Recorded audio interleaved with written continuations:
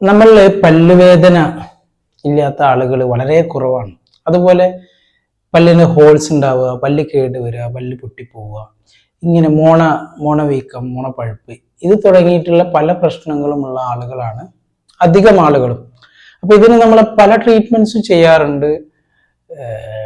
Dental care, അതുപോലെ natural മറ്റുള്ള treatments ഒക്കെ നമ്മൾ ചെയ്യാറുണ്ട്. പക്ഷെ നമുക്ക് പലപ്പോഴും അതിനൊരു എഫക്റ്റീവായിട്ട് വരാറില്ല. അപ്പൊ ഇന്ന് നമ്മൾ പരിചയപ്പെടുത്തുന്നത് നമ്മുടെ വീട്ടിൽ തന്നെ ഉണ്ടാക്കാൻ പറ്റുന്ന ഒരു പൽപ്പൊടിയെ കുറിച്ചാണ്. ഈ പൽപ്പൊടിയുടെ പ്രത്യേകത നമ്മുടെ പല്ലിന്റെ യഥാർത്ഥ കളർ നമുക്ക് നൽകുകയും പല്ലിന്റെ ആരോഗ്യത്തെ മെച്ചപ്പെടുത്തുകയും ചെയ്യും.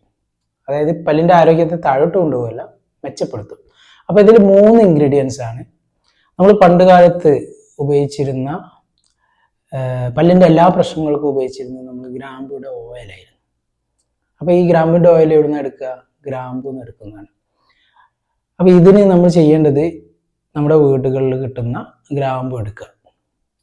അതുപോലെ രണ്ടാമത്തത് നമ്മൾ കുരുമുളക്, മൂന്നാമത്തത് ഉണങ്ങിയ ഇഞ്ചി, ചുക്ക് എന്നൊക്കെ പറയും. അപ്പൊ ഇതിലുള്ള ഒരുപാട് കണ്ടൻസ്, നാച്ചുറൽ കണ്ടൻസ് നമുക്ക് പല്ലിന്റെ ആരോഗ്യത്തിന് മെച്ചപ്പെടുത്തുന്നുണ്ട്. അതുപോലെ ദഹനത്തെ സഹായിക്കുന്നുണ്ട്, കഫം കുറയ്ക്കുക. ഈ കുരുമുളകൊക്കെ കഫം കുറയ്ക്കാനൊക്കെ ഏറ്റവും നല്ലതാണ്.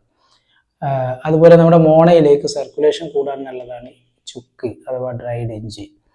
പിന്നെ ഈ ഗ്രാമ്പൂലുള്ള പല കണ്ടൻസും നമുക്ക് ഉറക്കം പോലും എൻഹാൻസ് ചെയ്യുന്ന പല സാധനങ്ങളുണ്ട്. അപ്പം നമ്മൾ രാവിലെയും രാത്രി ഉപയോഗിക്കും. മറ്റുള്ള സമയത്തൊക്കെ നമ്മൾ പല്ല് തേക്കേണ്ടത് ജസ്റ്റ് ബ്രഷ് ഉപയോഗിച്ചുകൊണ്ട് പല്ലിൽ കുടുങ്ങിയിട്ടുള്ള ഭക്ഷണ പദാർത്ഥങ്ങളൊക്കെ ഒഴിവാക്കുക.